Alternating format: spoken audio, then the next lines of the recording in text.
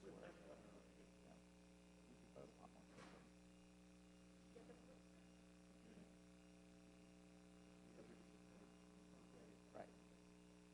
No, it was a lot nicer when the first vote would be held open, then those 5-minute votes, 2-minute votes, that, so you get through things.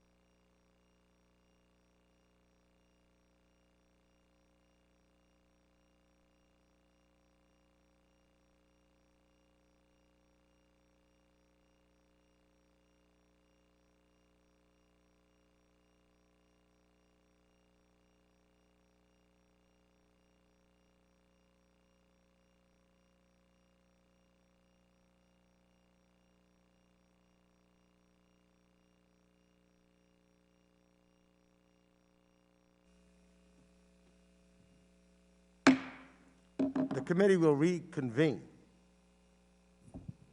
I want to thank the Secretary first for the extraordinary extending his amount of time with us in the vein to try to get every member to ask a question.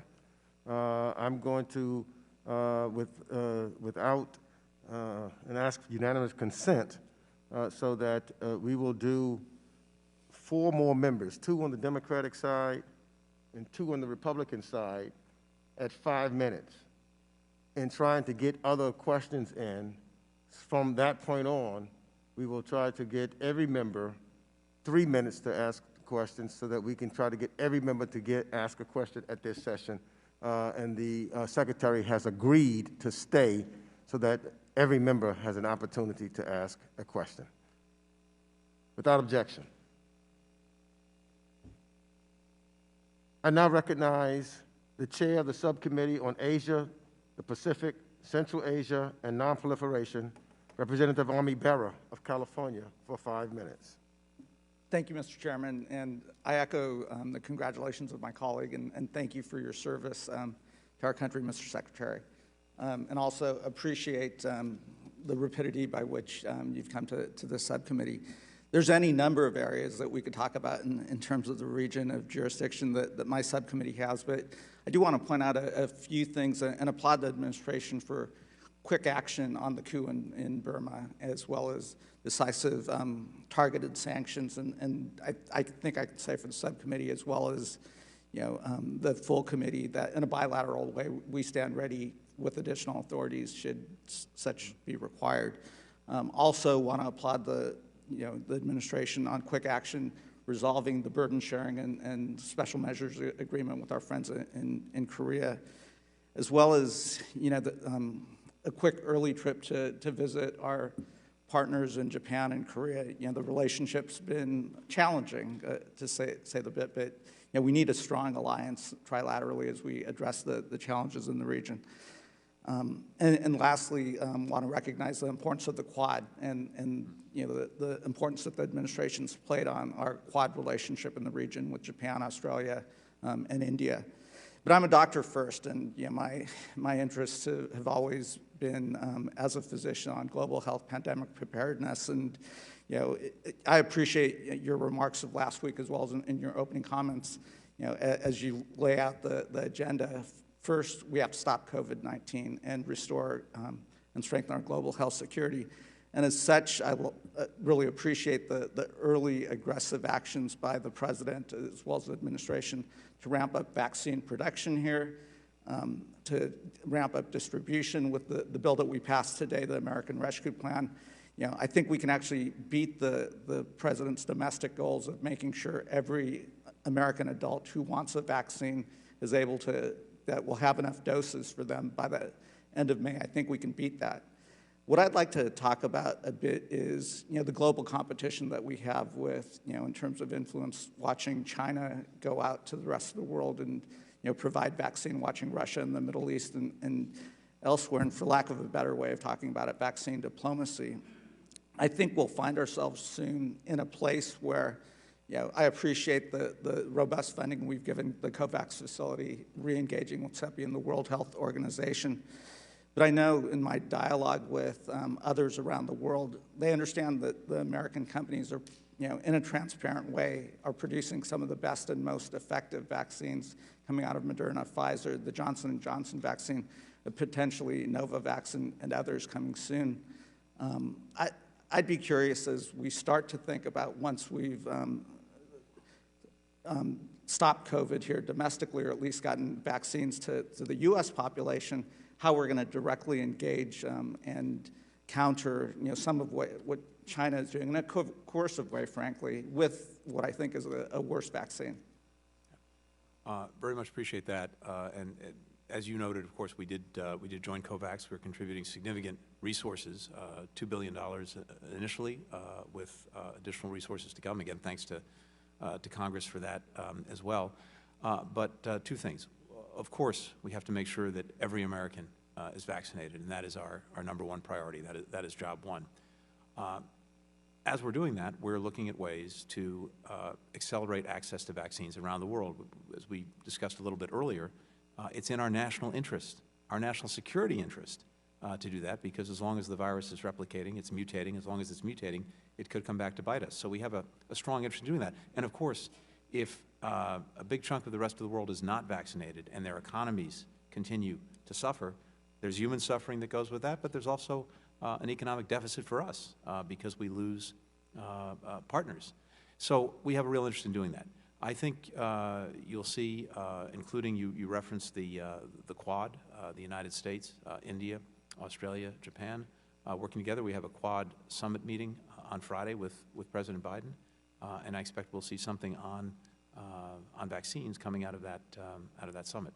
There are other things that we're looking at and that we're working on in the days and weeks and months ahead to make sure that we are a leading international actor in creating greater access to vaccines. Wonderful. And in the broader global health security framework, as we defeat COVID worldwide, we also have to then be thinking about building the infrastructure to make sure we're prepared for the next pandemic and That's right. that we stop that. So I appreciate That's vital, because stopping COVID, job one, but job two is making sure that to the best of our ability this doesn't happen again, and that requires us to put in place a stronger global health. The gentleman's time has expired.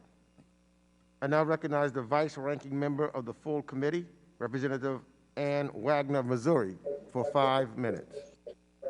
I thank you, Mr. Chairman, and also thank the Secretary very much for his time and his courtesy today. We share, sir, a conviction that robust American leadership makes the world safer and more prosperous. Sadly, however, authoritarianism, violence, and a failure to respect human rights are undermining stability in many regions of the world. Adversaries like China, Russia, and Iran are quick to exploit divisions to advance their influence, exacerbating, I think, the conflicts and certainly the humanitarian crises that exist. I am gravely concerned that China's drive to export its authoritarian extractive development model and human rights with Chinese characteristics is contributing to anti-democratic trends. At the same time, Russia is using disinformation and cyber attacks and other tools of malign influence to erode faith in our democratic institutions. Iran continues its relentless push to acquire nuclear weapons while using proxy actors to sow violence across the Middle East.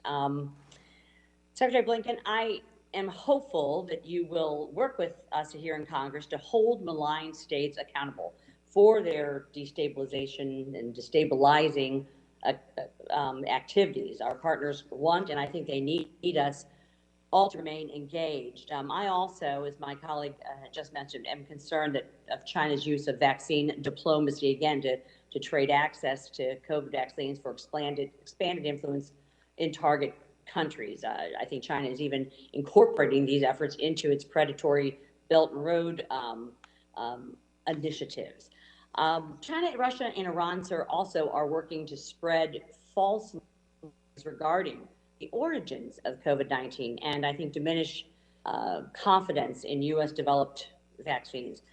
Mr. Secretary, to what degree are our adversaries coordinating to amplify COVID disinformation, and how will the State Department ensure that U.S. partners receive accurate information regarding vaccinations and other mitigation efforts? Thank you very much. This is really one of our most important tasks, and I share your concern about, among other things, misinformation and disinformation that's being put out there, including by Russia, regarding vaccines.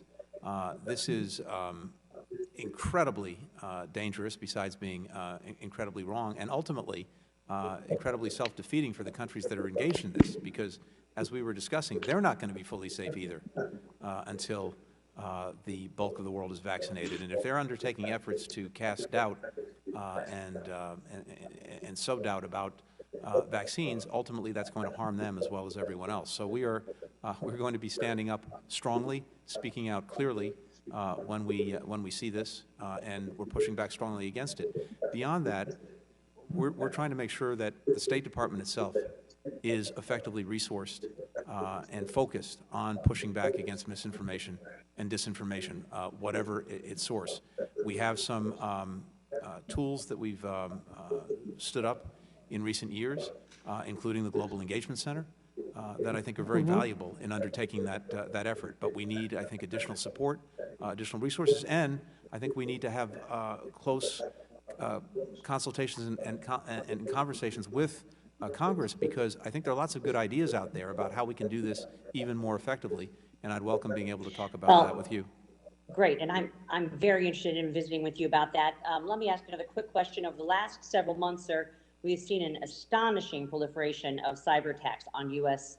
systems, particularly those with a nexus to the financial services industry. I serve on the Financial Services Committee also.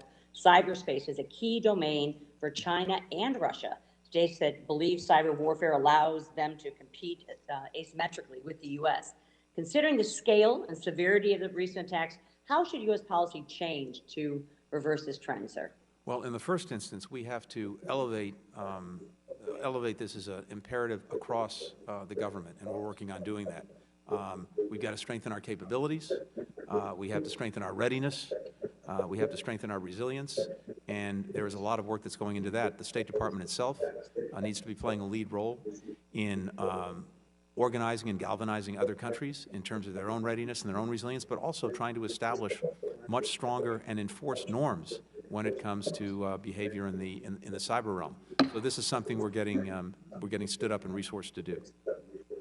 Great, thank you. I appreciate your time. I yield back. Thank you. Gentlelady's time has expired. I now recognize the Chair of the Subcommittee on International Development, International Organizations, and Global Corporate Social Impact, Representative Joaquin Castro, for 5 minutes. Thank you, Chairman. Thank you, Secretary, for your testimony today. The Trump administration, during its term, committed grave human rights abuses by separating young children from their parents at the U.S.-Mexico border. Thousands of children were separated that way. Hundreds of children still have not been reunited with their parents. What role is the State Department playing, or what role will the State Department play in helping to reunite those families? Well, one of the things we're doing is, as I mentioned earlier, and it's very good to see you, by the way, we're very actively engaged with partner countries in the region, starting with Mexico, but also Guatemala, Honduras, Salvador, on all these questions to make sure, to the best of our ability, that the message is clear, that people should not come to the border, that irregular migration will not be allowed, and we're working with them in close coordination to get the message out. We're working with the Mexican government, including on ways to strengthen its own capacities to deal with those seeking asylum, to deal with its own capacities on its southern border. So we're in close coordination and cooperation with them as well. And as we were talking about earlier, of course, we're looking longer term at dealing more effectively with some of the drivers of migration to make sure that the conditions that exist in the northern tribal countries are such that people don't feel that the only choice they have is to put their lives on the line and everything they know on the line to try to make the dangerous journey here. No, well, thank you, Mr. Secretary, for that. I think you all have made some very prudent decisions in ending the third country agreements, in ending the Trump MPP policy, for example. And I would just, of course, caution you and the President that there is a permanent class of folks who will always try to convince Americans that there are brown immigrants coming to harm them. And that is a permanent political argument that is made, unfortunately, by many conservative politicians. Let me ask you about something you mentioned earlier, which is diversity at the State Department. For decades, the Department has struggled to retain and promote a workforce that represents and leverages the talent of our diverse nation. I was pleased to hear your announcement to create a Chief Diversity and Inclusion Officer position at the Department. And I believe it's a necessary first step towards laying the foundation for enduring and lasting change.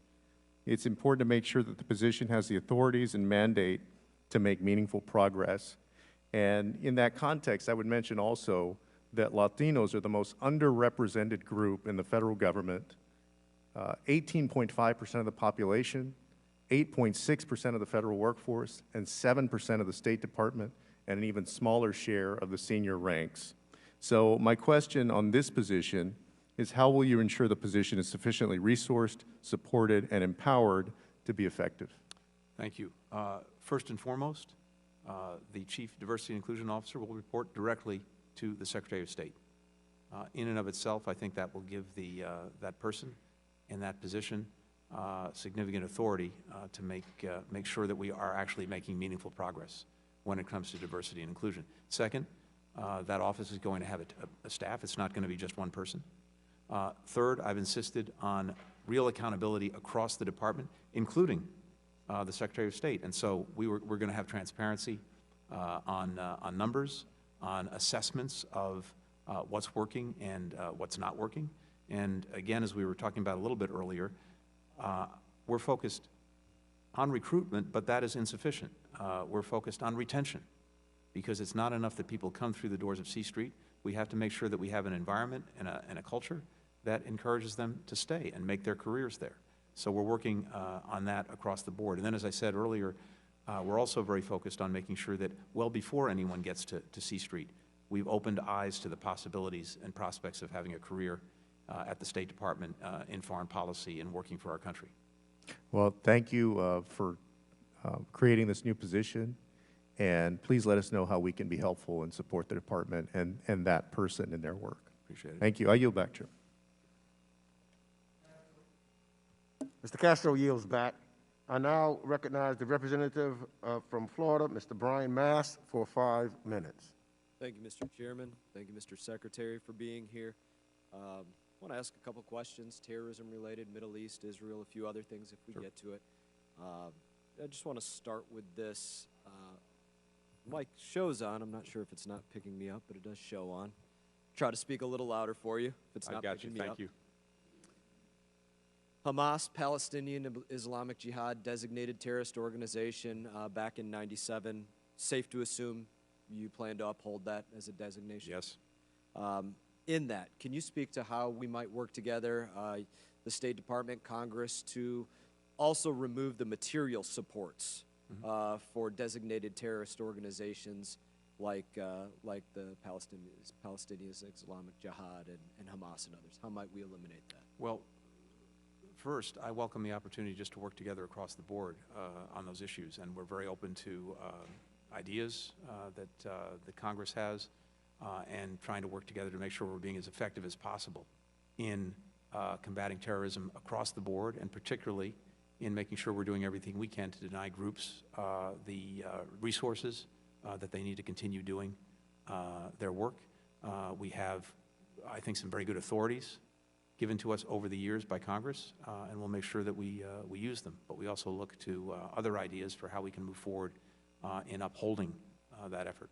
Good. We'll look forward to working with you on those fronts. Similar conversation. Are you familiar with the Taylor Force Act? I am. You're familiar with the requirements that you have to submit in writing, certifying the actions of the Palestinian Authority, and you're tracking. You will Yes, be. we're committed to upholding the Taylor Force Act. By the way, President Biden was actually in Israel about 1.5 miles away from Taylor Force when he was murdered. And he spoke out about that immediately and has been a forceful advocate, obviously, for doing justice by Taylor Force and making sure that we are making good on the obligations that we have under the Taylor Force Act. Very good. Look forward to seeing those certifications coming through in your next couple months as well. I want to move to just a couple of things that you've said throughout your testimony with some other questions that have been asked here. At the onset, you did speak about the border, and you did say three words: safe, orderly, and humane. Currently, is the border safe? I really want to make sure that when it comes to the border, we obviously have our very significant role to play on the foreign policy side of things, working with other countries, but my colleague Ali Mayorkas and DHS are really the ones to give the best judgments on the border and the work that we're doing there. In your judgment, sir, is it safe, orderly, humane? And let me add one other thing to that. You did not mention as one of your priorities that it be secure, that is to say without leaks. Would you add that priority? I would, yes. And would you And we're of course, give your analysis of whether it is safe, orderly, and humane? the border is a constant work in progress. We have a border that is a living thing. that brings countries together, that brings our countries together, that is good for, that is important economically, but it has to be secure, it has to be orderly, and we are a nation of laws, and we have to make sure that we're applying the law. So this is over many years has been a challenge in different ways at different times, and it's something we're obviously focused on. Doesn't sound like you're going to answer concretely whether it meets those parameters that you laid out. I'll leave it at that point for now, but I'm glad that you did say that it should be a location of law and order. And I would like to ask this question as a 30,000-foot ideology question about immigration in our country. Mm-hmm. Does anybody have the right to come into the United States of America uninvited? No, they have to come. If they're coming here, it has to be pursuant to the laws of our country. I'm glad to hear you say that, Mr. Secretary. I have no further questions at this time, and I yield back, Mr. Chairman. Gentleman yields back. I now recognize the Vice Chair of the full committee, Representative Tom Malinowski of New Jersey, for 3 minutes. Thank you, Mr. Chair. Mr. Secretary, I'll just jump right in with first a question about Saudi Arabia. In my judgment, you and the President have made a series of extremely principled decisions in our national interest to rebalance our relationship with Saudi Arabia. On the other side, you know, there are always people who express concern that if we push back on the misbehavior of a partner, we'll be pushing them away, hurt our relationship. Of course, there are those who say, oh, the Saudis can turn to the Russians or the Chinese. I just want to set the record straight on this. If an adversary like Iran were to attack Saudi Arabia or the Persian Gulf, would Russia or China come to their defense? Unlikely. Yes. So we are the country that guarantees security in the Persian Gulf, and the Saudis, the Emiratis, the Bahrainis, they know this, mm-hmm. Right? That's good. So that brings me to the Khashoggi case, where there's still, I think, a little bit of a lack of clarity. There's a law, Section 7031 of the Consolidated Appropriations Act, that says officials of foreign governments about whom the Secretary of State, you, has credible information have been involved in a gross violation of human rights shall be ineligible for entry into the United States. And under this law, you have the authority to waive that prohibition in a specific case. If it serves the national interest, then you have to report that to the U.S. Congress. Now, clearly you have credible information with respect to the Crown Prince MBS being responsible for the murder of Mr. Khashoggi. So I just want to ask you, have you issued a waiver under 7031 for MBS? Let me say a couple of things about this and answer your question. First, it's important to focus on what we did. And to start, as you very rightly put it, the President was determined that we would review and ultimately recalibrate our relationship with Saudi Arabia to make sure that it was actually advancing our interests and our values, because I think we'd gotten away from that. And that's exactly what we've done. We did that in getting out of support for the offensive operations and campaign in Yemen, led by the Saudis, and we suspended, as you know, certain arms sales to them. And in addition, we are now focused on the diplomacy of trying to end the war in Yemen and one of the worst, possibly the worst, and that's saying something, humanitarian crises in the world. We've been very clear and outspoken as well about our expectations of our Saudi partner when it comes to human rights. And at the same time, we've also been clear that we're committed to Saudi Arabia's defense if it is on the receiving end of aggression. That hasn't changed. But when it comes to Mr. Khashoggi, let me just say simply, one, we will follow the law. Two, as you know, for privacy reasons, that's something we can't discuss in any detail in this setting. I'd be happy to follow up. And three, I think it's fair to say that the Crown Prince has no plans to come to the United States. The gentleman's time has expired. I now recognize the ranking member of the Subcommittee on Europe, Energy, the Environment, and Cyber, Representative Brian Fitzpatrick of Pennsylvania, for 3 minutes. Thank you, Mr. Chairman. Mr. Secretary, we look forward to working with you, sir. Mr. Secretary, with respect to China, you've called China the biggest geopolitical test for our nation, and I could not agree more. The Communist Party's pursuit of unfair trade practices and aggressive coercive behavior undermines the values of our country. And this administration has made clear that preserving human rights abroad is a priority, going so far as to say they will, quote, stand up for democracy, human rights, and human dignity in Hong Kong in the interim National Security Strategic Guidance Report.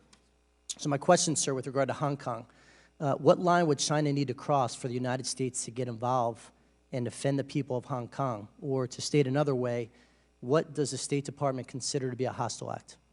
Well, I think we've seen, thank you, I think we've seen actions of deep concern in Hong Kong by Beijing, starting with the national security law that you know well, and then the actual implementation of that law to quash democracy in Hong Kong, and to renege on commitments that China made when Hong Kong was handed over and reverted.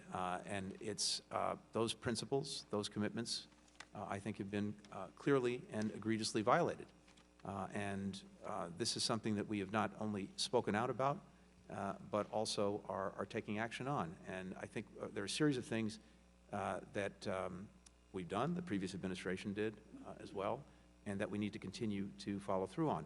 Sanctions, for example, against those responsible for committing repressive acts in Hong Kong, the denial of visas to those engaged in those kinds of practices. I think that working with like-minded countries, it's very important that not only is the United States speaking out, but that more and more of the world is speaking out. And so you've seen joint messages coming from groups like the G7, the Human Rights Council, and others. We need to advise our businesses as well that there are sanctions on the books that they need to be mindful of if they're operating in Hong Kong, that there are certain risks that come along with that. And we will continue to do that and speak out and take action against egregious violations of democracy and human rights in Hong Kong. Thank you, sir. Shifting to the Uyghurs. During a press conference on Monday, the State Department acknowledged the genocide was committed against the Uyghurs in Xinjiang. What can the administration do to protect the Uyghur community and the Uyghur minority, bring about the end of this ongoing genocide in China? And will you be raising these concerns of grave human rights violations when you meet with the Chinese officials in Alaska? To the last part of your question, yes. And in fact, I've spoken already to my Chinese counterpart, raised those concerns directly with him. President Biden has raised those concerns directly with Xi Jinping in his conversation with him. We will certainly be raising them again in Alaska. The gentleman's time has expired. I now recognize the representative from Nevada, Dina Titus, for 3 minutes. Thank you, Mr. Chairman. Mr. Secretary, nice to see you. Thank you for giving us more of your time. I'd like to expand on the question by Mr. Cicilline in the Eastern Mediterranean. I wonder if you could tell us a little bit about how the administration plans on re-engaging and strengthening our alliances in the Eastern Mediterranean. What efforts the administration is going to take to reverse Turkey's democratic backsliding? And third, what role can the U.S. play in the new trilateral agreement among Greece, Cyprus, and Israel when it comes to energy independence? Yeah. Thank you very much.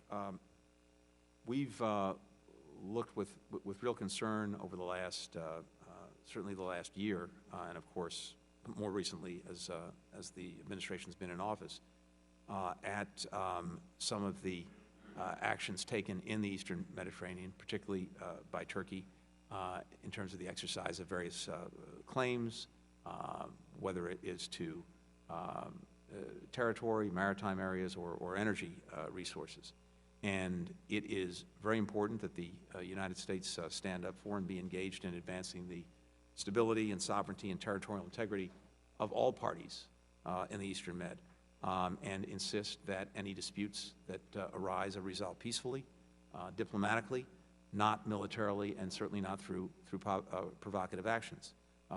We have called out actions, including by Turkey, that, in our judgment, violate international law or commitments as a NATO ally in the case of the S-400s. And that includes provocative actions against Greece, like violations of airspace, threats of force, et cetera. Now, I think one of the positive developments has been in recent weeks a significant diminution in the temperature on those issues, with Turkey engaged with the European Union and others to try to move forward in a more productive way. So we're very supportive of that, and we'll continue to try to help things advance in that direction.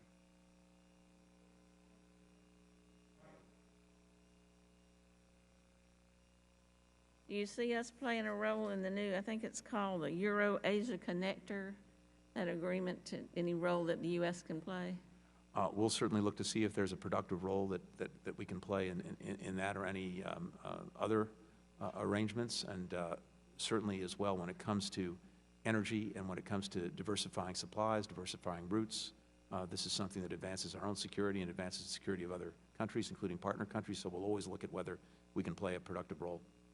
Thank you.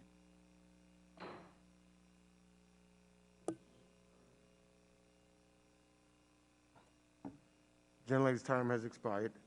I now recognize Representative Tim Burchett of Tennessee for 3 minutes. Thank you, Mr. Chairman. Is it still the Biden administration's stance that the BDS movement against Israel is both anti-Semitic and heinous? The Biden administration, the president opposes the BDS movement. That has not changed and won't change. Okay.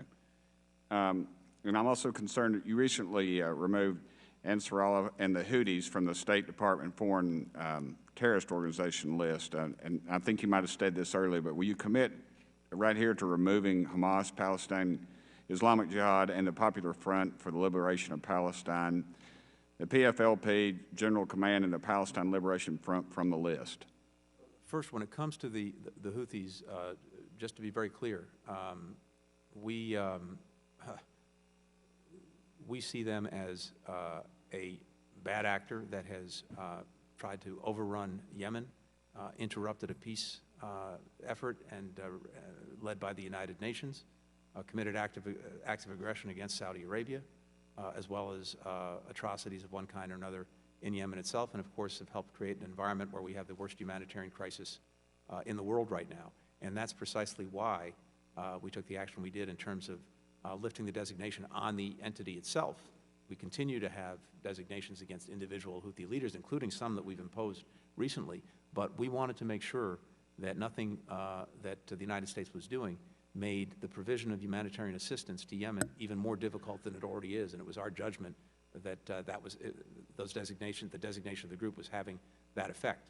Okay. But we stand strongly for the proposition that we have to deal with the Houthis and also try to advance an effort to end the war in Yemen. Let me move on, if you will. I recently sent you a letter regarding the Special Envoy Robert Malley's phone call with the Chinese Foreign Minister Mai Jia-o-shu regarding the JCPOA because I'm concerned with the department's lack of transparency. Can you tell the committee what did Special Envoy Malley discuss with China in regards to Iran? The department, the Special Envoy, myself, we've been engaged with all of the parties to the JCPOA, to include China, to include Russia, and of course to include our European partners as well as the European Union, to get their assessments of the prospects of Iran returning to compliance with its obligations, and urging them to use what influence they have with Iran to return to its obligations. Let me move on then. Have there been any additional conversations between Mr. Malley and other foreign diplomats that would not have been disclosed to the public? Our diplomats are engaged every single day in conversations with their counterparts around the world. And but Mr. Malley specifically, Mr. Malley, like any other diplomat, is responsible for talking on an specifically. My time's up, but you're not answering my question, so thank you. Gentleman's time has expired. I get it. I now recognize Representative Ted Lieu of California for 3 minutes. Thank you, Chairman Meeks, and thank you, Secretary of State Blinken, for your distinguished public service. I previously served active duty in the United States Air Force, and I want to thank you and the State Department for being the first line of defense and keeping the United States out of unnecessary wars and conflicts. I also want to thank you for your commitment to diversity and for creating the position of the Chief Diversity and Inclusion Officer. I want to ask you today about assignment restrictions, which I believe, if done incorrectly, run counter to your goals of diversity and also affect U.S. national security. Assignment restrictions can affect any State Department employee, whether you're Jewish American or Afro-American or Hispanic American, but it does appear to have a disproportionate impact on Asian Americans. I met with the Asian American Foreign Affairs Association at the State Department, and they did a survey that, while not scientific, the results are alarming. 70% of the respondents believe that the assignment restriction process was biased. 41% believe there were outright errors in the process. And these restrictions not only affect an employee's ability to get promoted to senior leadership, it also affects recruiting and retention. It deprives the United States potentially of cultural and language expertise. And it sends the false message that people who look like me happen to be more disloyal. In response to these concerns, Congress in 2016 ordered an appeals process to be put in at the State Department. The intent of this committee in Congress was to have the appeals process look like the security clearance appeals process, where a number of officers on a panel would review the decision of Bureau of Diplomatic Security. Unfortunately, when the Trump administration implemented it, they simply had the Bureau of Diplomatic Security review itself. So my question to you is, will you look at this process and consider putting in a panel of officers, potentially a chief diversity officer, to review the decision of the Bureau of Diplomatic Security? Thank you very much. I am well aware of these concerns. That this was an issue that actually came up when I last served as Deputy Secretary of State, and something we were working on then. I am very concerned about these reports. I've spoken to Asian American colleagues in the department about them, and suffice to say, this is something that I'm looking into. Thank you very much. Do you happen to know currently how many people at the State Department have assignment restrictions and their ethnic and racial breakdown? I don't. Could you have your office provide that information when they get a chance to the committee? Let me come back to you on that and see what we can do. I want to make sure that we're making available whatever information we can. Thank you. And as you manage the relationship with China, I just want to make sure that we're vigilant, that fears of a foreign country do not negatively impact the Asian American community. Thank you for your time today. Thank you. Gentleman's time has expired. I now recognize the ranking member of the Subcommittee on the Western Hemisphere, Civilian Security, Migration, and International Economic Policy, Representative Mark Green of Tennessee, for 3 minutes. Thank you, sir. Secretary Blinken, for testifying today. China's authoritarian government is increasingly flexing its muscle across the globe, undermining democracy and human rights. Russia's cracking down on regime opponents and occupying sovereign states or sovereign territory. Iran and North Korea's tyrannical regimes have destabilizing effect that's rippling across the entire globe. As a ranking member of the Western Hemisphere Subcommittee, I'm particularly concerned over China's engagement in our own hemisphere, including its efforts to prop up the authoritarian regime in Venezuela, which should have collapsed long ago if not for the Chinese Communist Party.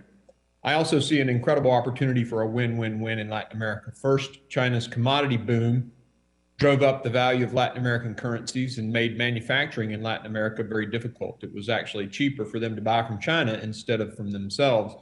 Their economies have paid a huge price. Two, China's mercantilist behavior following the COVID pandemic has clearly informed nations across the globe that dependency on China's manufacturing is a security risk. Lastly, we face this immigration crisis at our southern border that's a clear result of the lost jobs in Latin America and this administration's policies. We can fix all of these by eliminating waste in the U.S. international development money and redirecting those funds to more manufacturing, to move manufacturing from China first to the U.S., but when their business models do not support that, move them to Latin America. I think creating manufacturing jobs in Latin America will solve their economic diversity, decouple the world from China, and help stop the migrant caravans coming across our southern border. And we need to do this as soon as we can. And I encourage my colleagues to join me in this effort. I'd also like to urge the administration to strengthen relationships with allies like Israel, one ally in particular that stands out as a time-tested, faithful friend of the United States. It's situated in one of the most unpredictable and perilous regions in the world. I deployed there many times as a soldier and special operator. Their respect for freedom and human rights makes them a leader in the region. Mr. Secretary, there have been a lot of questions about the situation with China, so I won't ask those, although I have many. I have two questions, though, and I'm going to ask them both and then just give you the rest of my time. If you could comment on the Biden administration's vision for Latin America, our partners down there, and if you could also on Iran, sir, just, it's concerning to me that only a few days after an Iranian-backed militia kills an American in Erbil, the administration is talking about re-engaging on JCPOA, and then there are more rocket attacks. So I'd love to know if you guys are dropping sanctions or terrorist designations for any of the Iranian proxies. So Latin America and comments on dropping designations of Iranian proxies.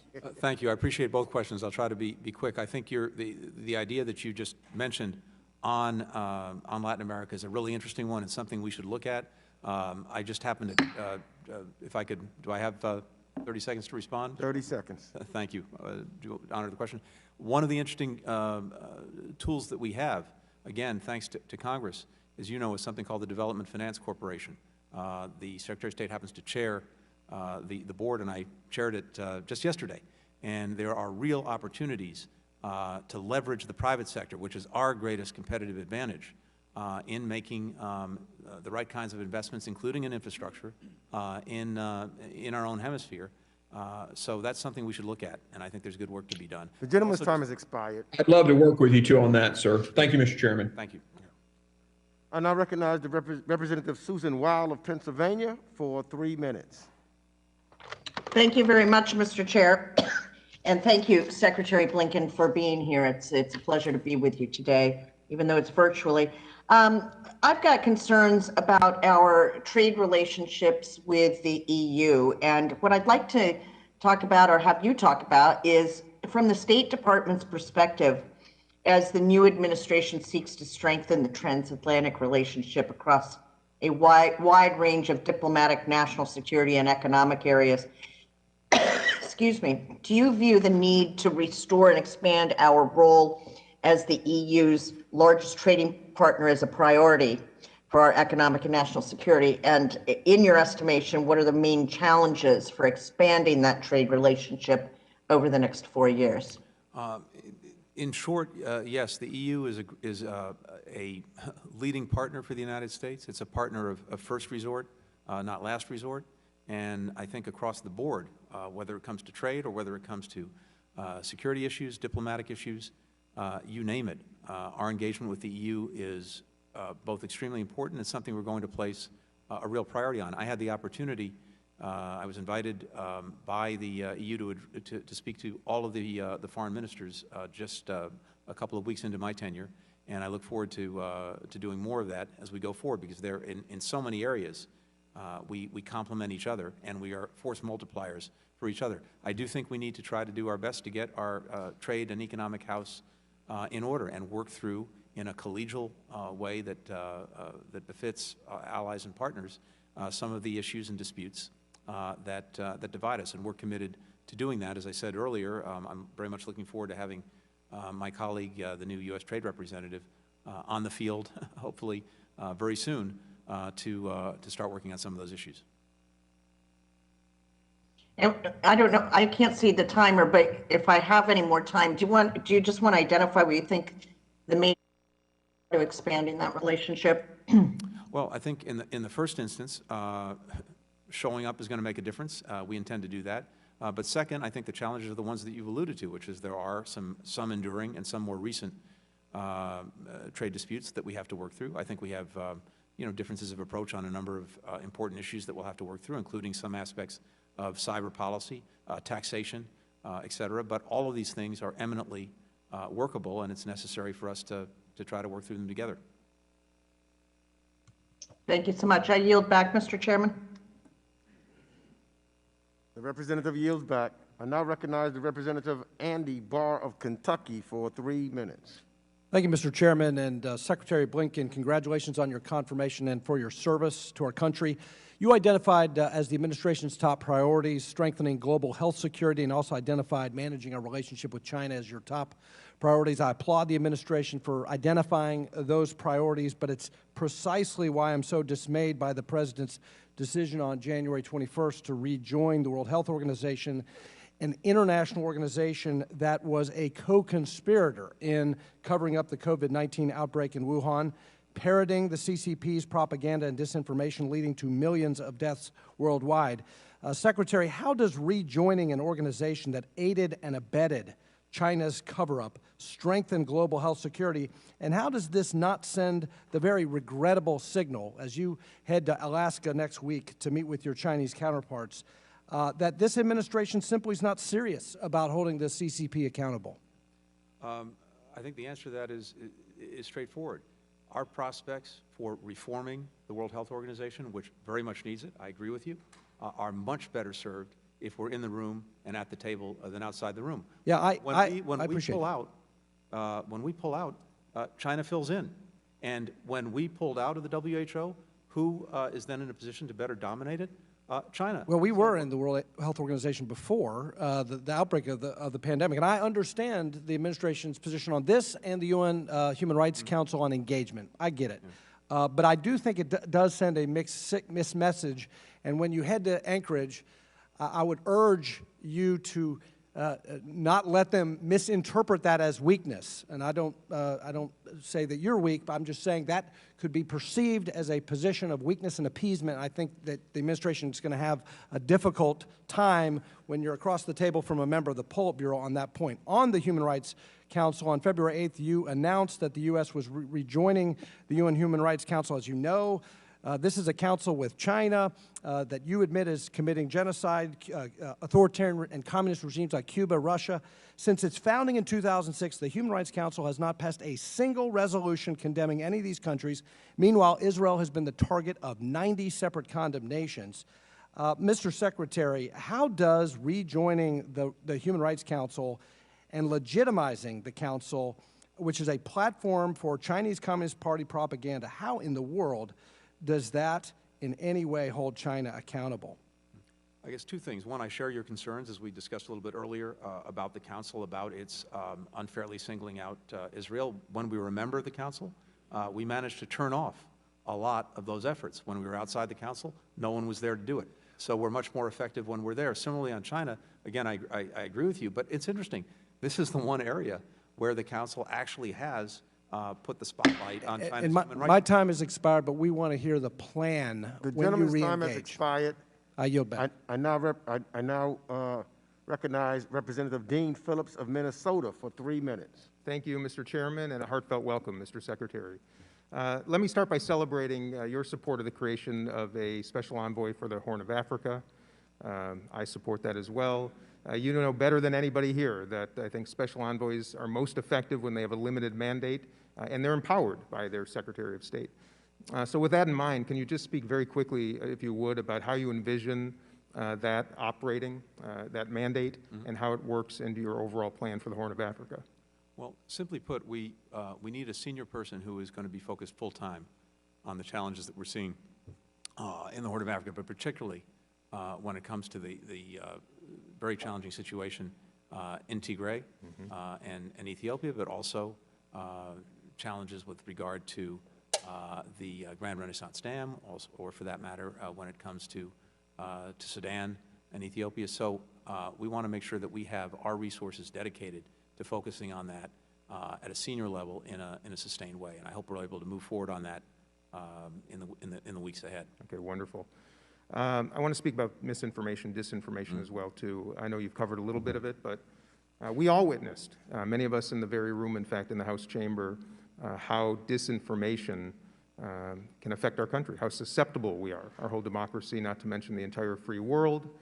And I believe the production of and distribution of disinformation by malign actors, China, Russia as examples, are as threatening to our country and the world as missiles, as viruses, and military force. And on the other end of the spectrum, we have countries like Burma and Ethiopia who are shutting down the internet as a way to limit the very free speech and communication that we all value so highly. So I know you addressed a little bit of this, but how do you intend to employ diplomatic tools to confront these growing challenges?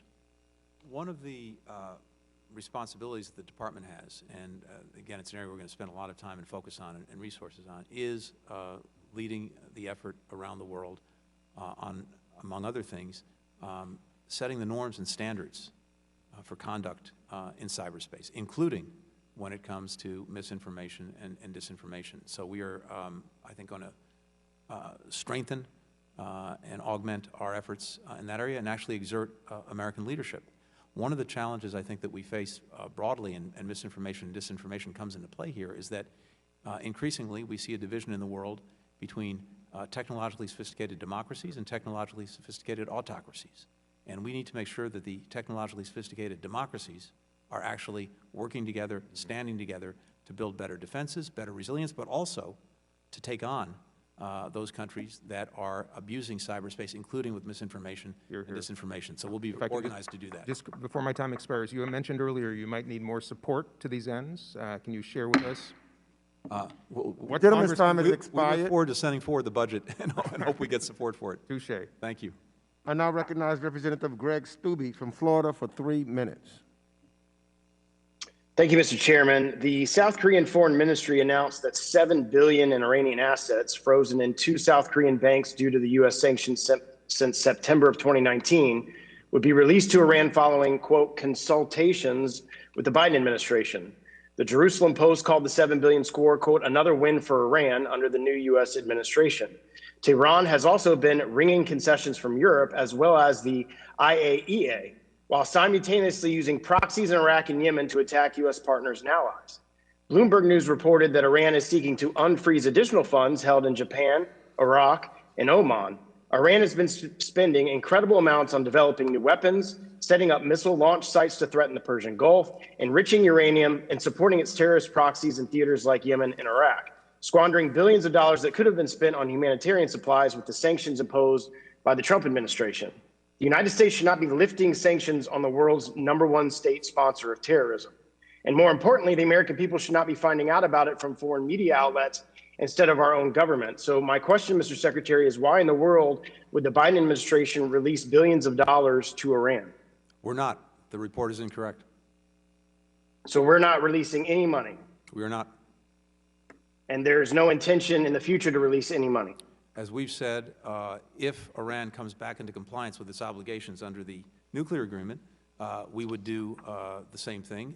That would involve, if it came to that, if Iran made good on its obligations, sanctions relief pursuant to the agreement. But unless and until Iran comes back into compliance, they won't be getting that relief, and the report that you refer to is simply incorrect. Well, that's good to hear, and I hope that you stand firm on not allowing anything as long as they are acting as the world's #1 state sponsor of terror. Regarding China, in just a little over a month, I'm concerned that the Biden administration has begun to systematically undo President Trump's policies confronting the Chinese Communist Party. I would appreciate it if you could explain to me the reasoning behind some of the actions the administration has taken in terms of China, because I'm finding it baffling to understand how it makes any sense. In just 1 month, the administration has done the following: repeal President Trump's executive order preventing China as well as Putin's Russia from accessing the U.S. power grid, rejoin the WHO without getting a single reform out of the organization, refuse to commit to Huawei on the entities list, stop the implementation of President Trump's sanction of Chinese military companies operating in the U.S. I'd appreciate your insight into the reasoning behind these weak policies towards the CCP. When it comes to China, again, we had an opportunity a minute ago to talk about the WHO. I think getting out of the WHO actually opened the door to China to potentially dominate the organization. Clearly not in our interest, and certainly not a way to advance reform. So we need to be tough and smart about China at the same time. These are not mutually exclusive propositions. Mr. Chairman, my time has expired. The gentleman is correct. His time has expired. I now recognize Representative Colin Allred from Texas for 3 minutes.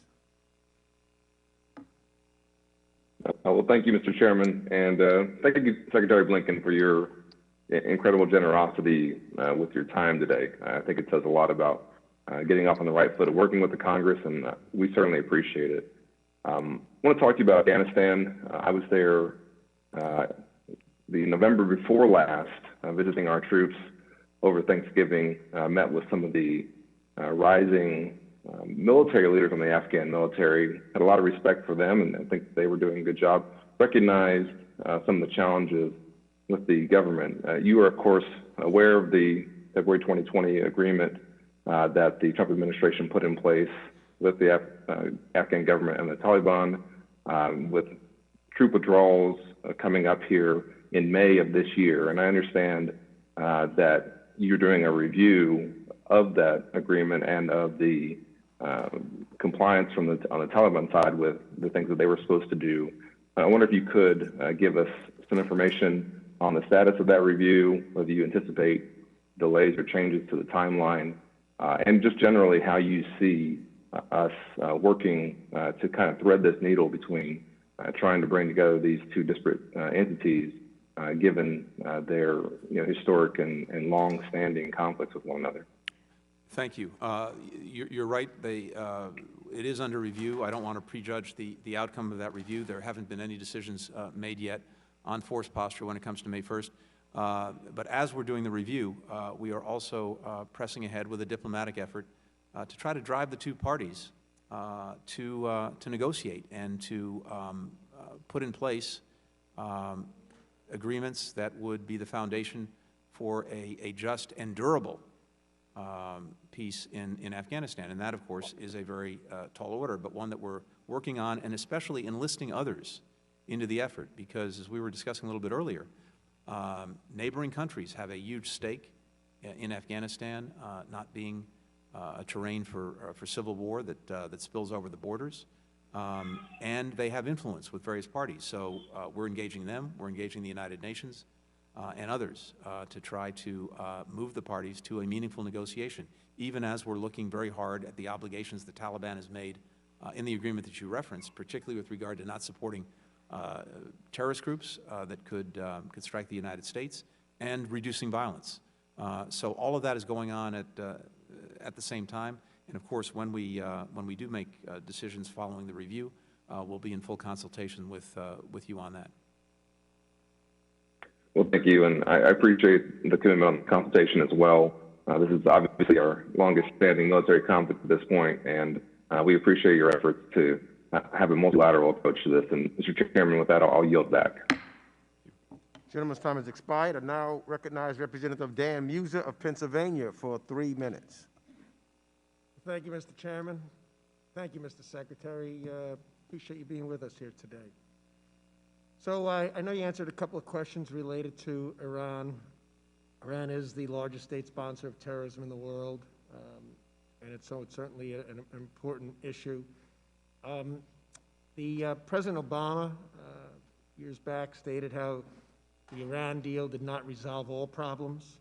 Now, do you plan to have a more holistic approach and recognize the need to address not just the nuclear program, but the fact that Iran does sponsor terrorism throughout the region? Yes, it's very important not only to deal with the nuclear challenge posed by Iran, but indeed with these other problems as well, the ballistic missile program, the destabilizing activities, the support for terrorism. The nuclear piece is vitally important, though, because, of course, that's what potentially poses the greatest threat to the United States. And an Iran with a nuclear weapon, or one that has the threshold capacity to build one in very short order, could be acting with even greater impunity in all these other areas. But to your point, yes, it's important to address all of the actions that we find deeply objectionable. All right, thank you. The Development Finance Corporation was created to mobilize private sector investment to advance U.S. foreign policy and provide the developing world with alternatives to state-backed financing like the Belt and Road Initiative. As you are the chairman of the DFC board, can you tell me if the Development Finance Corporation is engaged at the moment in promoting free and fair markets in the developing world and counter any malign actors such as perhaps China? It absolutely is, and as it happens, in my capacity as chairman of the board, I actually chaired the board meeting yesterday. I think I'm the first Secretary of State to have actually chaired the board meeting. I am extremely enthusiastic about the Development Finance Corporation, the tool that it gives us to do exactly what you talked about, and it's done incredibly impressive work already, and this is something that's going to be an area of sustained focus for me. That's great. Can we get updates along the way? With pleasure. All right, terrific. Quickly, on Ethiopia, The conflict in the Tigray, it's a real humanitarian crisis. What leverage does the U.S. have to try to bring some calm and peace to Ethiopia? It is a matter, as we've already discussed, of deep concern to us. The very credible reports of human rights abuses and atrocities in Tigray are deeply troubling, deeply disturbing, and ongoing, as best we can tell. So I've been personally engaged with Prime Minister Abiy of Ethiopia, as well as with other regional leaders. We have very active efforts by our diplomats to try to move this forward to a better place. And that means getting humanitarian aid workers in with full access. It means getting accountability and investigations for what went on. It means getting the Eritrean forces out, the Amharic region forces out, and it means a reconciliation process that brings the country together. We're working on all of that. The gentleman's time has expired. Thank you, Mr. Chairman. I yield. I now recognize the Vice Chair of the Subcommittee on Africa, Global Health, and Global Human Rights, Representative Ilhan Omar of Minnesota, for 3 minutes. Thank you, Chairman, and I apologize, Mr. Secretary, if I'd missed if this question was asked of you. I know we've been talking about Iran quite a lot. It seems like there's a kind of a stalemate with Iran negotiations, as both sides have been waiting for the other side to make the first move. It is a plain fact that we're the ones who left the deal. Why shouldn't we be the one that make the first move to rejoin? Thank you. A couple of things on that. First, as you noted, we've been very clear that the path to diplomacy is open, and we're fully prepared to engage on it. And the President said repeatedly that if Iran comes back into compliance, we will too, and then we will try to work on the other issues that divide us, including lengthening and strengthening the agreement and dealing with these other issues that we just discussed. I'm sorry, Mr. Secretary. If we are not re-entering the deal, how do we expect them to be in compliance? Shouldn't that happen first before we ask them to be in compliance? The challenge is you just can't re-enter the deal by flipping a switch. We pulled out of the deal 3 years ago. The Iranians have unfortunately moved further and further away from their own compliance, and so there are and there would be challenging issues to work through that require actually talking about it that are necessary. That's why when the European Union invited all of the parties, or in our case, former parties to the deal, to start having that conversation, we immediately said yes. The Iranians have said no, and really the ball is in their court to see if they're interested in pursuing diplomacy. We are. Appreciate that. Why haven't you lifted the sanctions that the Trump administration placed on the ICC staff, including the prosecutor Fatou Bensouda? We're currently reviewing those sanctions. We want to make the best determination we can about the best way forward in terms of engaging the ICC. We discussed a little earlier our deep concerns about some of the ICC's efforts to exert jurisdiction in areas where we believe they don't or should not have it, but it would also be good to have a productive relationship with the ICC, and it's something that we're reviewing. So are you saying there is legitimacy to the sanctions that were placed under Trump on the ICC? No, all I'm saying is that it's something that's under review, and at the same time, we have real concerns about some of the assertions of jurisdiction with which we disagree, but we share certainly a common view that there needs to be accountability. I do appreciate that, Secretary. I would like to get a clear answer on why the sanctions aren't removed. I mean, having concerns don't actually respond to why the sanctions aren't removed at the moment. The gentlelady's time has expired. No, just to finish up, I'd be pleased to talk to you once we complete our review and work through what we've agreed to. The gentlelady's Look forward to time that. Expired. Thank you, Chairman. I now recognize Representative Claudia Tenney of New York for 3 minutes. Thank you, Mr. Chairman. Thank you, Ranking Member McCall, Secretary Blinken. We are so honored to have you here, and congratulations on this position. We look forward to working with you, and thank you for being so generous with your time to try to talk to all of us Restoring America's leadership in the world by putting the interests of the American people first is my top priority in Congress and on this committee. Doing what's right for the American people won't always receive praise from the pundits, but again, the pundits shouldn't be the standard by which we measure success. As public servants, we should be judged by how we deliver for the American people. To this end, I think it's valuable to reflect on the previous 4 years with clear eyes and to build on what worked and understand what didn't work. And with the sun and the Marines, we've made real progress to increase burden sharing and reduce costs of our deployments overseas, while our presence abroad is a stabilizing force and necessary burden. I do urge you to continue these efforts to make sure our friends pay their fair share. When it comes to China, the United States, for the first time, has seriously confronted China with a tough and realistic approach, and I urge you to continue. Confronting China's efforts to undermine the rules-based order is truly a challenge of our time, and I thank you for recognizing that. Finally, the United States has made historic gains to promote peace and stability in the Middle East.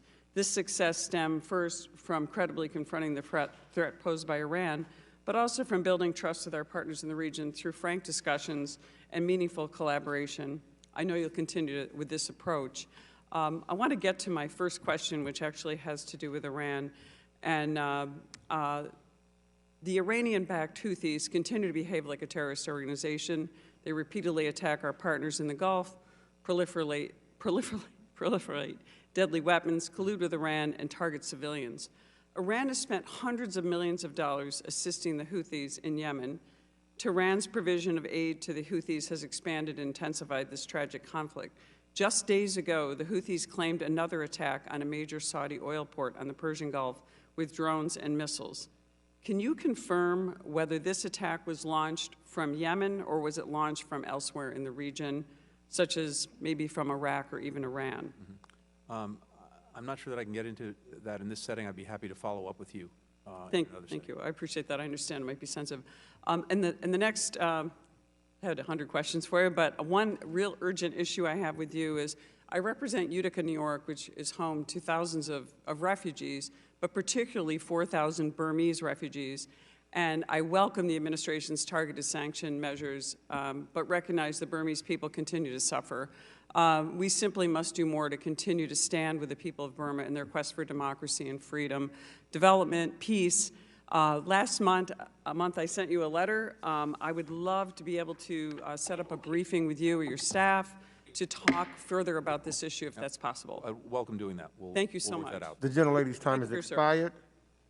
I now recognize the Vice Chair of the Subcommittee on Asia, the Pacific, Central Asia, and Non-Proliferation, Representative Annie Levin of Michigan, for 3 minutes. Thank you so much, Mr. Chairman. Thank you, Secretary Blinken. It's great to see you. Appreciate you making it a priority of spending some time with us. Congrats on your confirmation. I'm going to jump right in and see if we can get through a few questions in 3 minutes. I'm terrified by Jovenel Moïse's anti-democratic actions in Haiti. The Trump administration legitimized those actions. They did little to support accountability when there was clear evidence of rampant corruption. They sidelined Haitian civil society, and they pushed for elections while doing nothing to ensure they'd be free, fair, and credible. The Moïse regime cannot oversee credible elections. What changes should we expect to see to Haiti policy under a President Joseph R. Biden?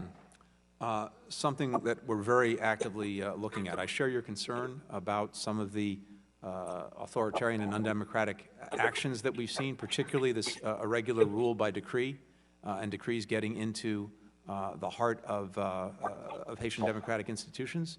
So we're making it very clear that for now, while we have this, decrees need to be limited to essential functions. And to your point, we need to see the Haitians organize with international support genuinely free and fair elections this year. On the books, at least for now, are legislative and presidential elections in the fall in September and November. And we will focus on doing what we can to make sure that they are, in fact, free and fair. But it's something that we're actively looking at. Well, I appreciate that. And with all due respect, I don't think we can have free and fair elections organized by this regime. I first went to Haiti in 1980, and I'd love to work with you all on trying to come up with a sensible policy. It would be a great honor to do that. Thank you. Let me move on quickly to Ukraine. It's such a critical partner. Can you tell us what engagement has taken place at the senior levels of the State Department and the White House to further ongoing reforms in Ukraine and coordinate on shared interests and support the regime there, the democratic government there? Sure. I think in the first instance, I think I spoke to my Ukrainian counterpart, the foreign minister, maybe my first week on the job. It's something that I am personally committed to. Something I spent a lot of time on when I was in the Obama administration as Deputy National Security Advisor and then as Deputy Secretary of State. So we're very focused on supporting Ukraine, supporting its democracy, supporting its fight against corruption, and of course, supporting its efforts to ward off aggression from Russia, particularly in eastern Ukraine and the Donbass, and of course, rejecting the attempted annexation of Crimea. So across the board, I think you'll see us sustain and even deepen support for Ukraine, and we want to make sure that we're doing our part in helping it continue on its democratic trajectory. Thanks. That's music to my ears, and you've got a lot of bipartisan support here for that. The gentleman's time has expired. I now recognize Representative August Pfluger from Texas for 3 minutes. Mr. Chairman, thank you. And Secretary, thank you for being here. Congratulations. Also, thank you for your work with the families of those who have loved ones that are unlawfully detained, including my constituent, Trevor Reed. I just want to ask you, are you committed to bringing Trevor home? And will you discuss Trevor with your counterparts at the highest levels of government in Russia? Yes and yes. Thank you. And in fact, I already have. In my conversation with the Russian foreign minister, I indeed raised that the very first conversation we had. Thank you very much. On the subject of Russia, do you believe that Russia is a threat to the United States, to our allies, not only in Eastern Europe, but all throughout Europe, and to our U.S. interest? Yes. Okay. On that, Mr. Secretary, I believe that energy security is national security. I have some serious concerns about rejoining the Paris Climate Accords because we have 3 minutes. I'm going to move on. Being dependent upon an adversary for your energy needs is extremely dangerous. It reduces your national security. And this is what Nord Stream 2 will do. And not having affordable, reliable energy cuts at the heart of the security for our allies and partners in Eastern Europe and the Baltic states. So in the spirit of reinvigorating relationships in Europe, I want to make sure that our allies and our partners in Eastern Europe are heard, that their concerns are heard. Will you commit to moving swiftly, to cutting through bureaucratic and unnecessary red tape to impose sanctions on the right actors to do exactly what the threat of the 2019 congressionally mandated sanctions would do? We've already imposed sanctions on one leading actor, and we're very actively reviewing additional sanctions for anyone who is sanctionable in terms of what they're doing to support the pipeline. Well, I think when we look back at the 2019 sanctions, it did have an effect. It stopped progress. It's allowing, I've spoken with many of the Baltic state countries and Eastern European countries this week. They're very concerned about what this does to the security, not only in Eastern Europe, but all throughout. On the subject of Iran, very concerned about rejoining the JCPOA, and I appreciate your comments on that, and just want to hear your thoughts on strengthening our relationship with Israel, making sure that our relationship throughout the Gulf states and in Israel will continue as the progress was made in the last couple of years. We have an unshakable commitment to Israel's security, and it starts with the President of the United States, who has been a long and strong supporter of Israel, its security, and the relationship with the United States. So that's something that is going to continue. And when it comes to something like, for example, the Iran nuclear agreement, we are committed to working, consulting, and talking to our closest partners and allies, including Israel, including the Gulf states, regarding anything that we might do going forward on that agreement. We need to be engaged with them, since it affects them too on the takeoff, not on the landing, and we're committed to doing that. Gentleman's time has expired. I now recognize the Vice Chair of the Subcommittee on Europe, Energy, the Environment, and Cyber, Representative Abigail Spanberger of Virginia, for 3 minutes. Thank you very much, Mr. Chairman, and thank you, Mr. Secretary, for joining us today. I look forward to working with you closely. I'd like to focus my questions on our most critical national security and diplomatic asset, the public servants who serve our country at home and abroad. Looking out for their safety is absolutely critical. I will be following up with a number of questions for the record, but I'd like to run through just a couple in the time that we have. I'd like to ask you about the mysterious and harmful attacks on U.S. personnel. Sometimes they're often referred to as Havana syndrome, though attacks have not been limited to occurring only in Cuba. The lack of a coordinated approach has been an impediment to affected personnel, their ability to receive medical care, and the management of pieces of this issue. Will the Biden administration and the department under your leadership set up a whole-of-government approach to ensure that we're addressing these attacks? Yes, I'm deeply committed to that. Thank you, Mr. Secretary. And if you can share in an unclassified setting, has the U.S. government identified the perpetrator or the entities behind these attacks? There's not much I can say in this setting, but I think the short answer to your question is no. Thank you. The department has announced that a senior person would be appointed to manage this issue. I appreciate this step towards a long overdue effort to address it. Has this person yet been identified or appointed? We're working on that in the State Department itself to make sure that we have a senior person dedicated to this and one who can speak directly to the senior leadership. We're doing that, and to your earlier point, we're making sure that we have a whole-of-government approach, including a strong interagency process, including working with the other agencies that have been directly affected or may have particular knowledge or expertise when it comes to figuring out what happened, who is responsible, how we protect our people going forward, and also how we make good for those who have suffered. And certainly how we take actions to assure it doesn't happen again. Absolutely.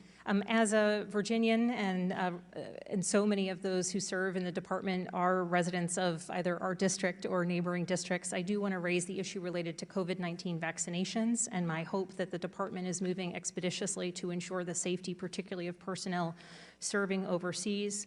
And one last point that I wanted to raise in the limited time is last Congress, our committee was made aware of some allegations of politically motivated or retaliatory behavior towards members of our nation's foreign service. And you've said that being proactive in supporting and assisting department officials who may have experienced such behavior is a priority. I hope you will take action to instruct the department to redress these past wrongs with haste so that our career diplomats can be a part of strengthening, rebuilding our career foreign service so that they may continue doing the good work of the people. I hope that will be a priority of yours, sir. Both are. COVID is an absolute priority, especially the safety and security of our personnel. We're working very hard on that. We've allocated about 80% of the vaccines that we've gotten to our missions in the field. Great. We want to make sure that we cover all of our workforce. It was very slow early on, thankfully, now picking up. The gentlelady's time has expired. Thank you, Mr. Secretary. Thank you, Mr. Chairman. I now recognize the ranking member for the Subcommittee on International Development, International Organizations, and Global Corporate and Social Impact, Representative Nicole Malotakis of New York, for 3 minutes. Thank you, Mr. Chairman. Thank you, Mr. Secretary. It is wonderful to have you here today. Congratulations. I look forward to working with you. Would like to get a more clear statement of the stand of the Biden administration regarding the illegal occupation of Cyprus by Turkey, and also the what can be done to help stop the Turkish aggression in the Mediterranean and the Aegean. We had an opportunity to talk about this a little bit earlier, and just to emphasize a couple of points, this is something that President Biden himself has been deeply engaged on, I think, as you know, for many years as a senator, as vice president, and now as president. We strongly support the reunification of Cyprus as a bizonal, bicommunal federation. We will lend our own diplomatic weight to that effort and also support the UN's efforts in that direction. And as we talked about a little bit earlier as well, we've been very concerned about some of the aggressive actions we've seen in the Eastern Mediterranean. We have and we will continue to call them out. I think one of the positive developments has been Turkey's more positive engagement in recent weeks with the European Union in particular in that area. And so we're hopeful that that temperature at least continues to go down and remain low. But I think I can safely say you'll see the United States and our diplomats very much involved and engaged on Cyprus and trying, after too many years, to move things forward.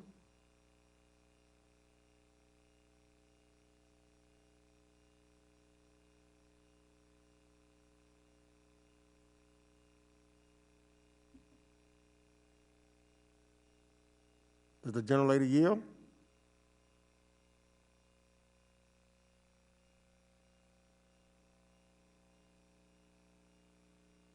Is she on mute?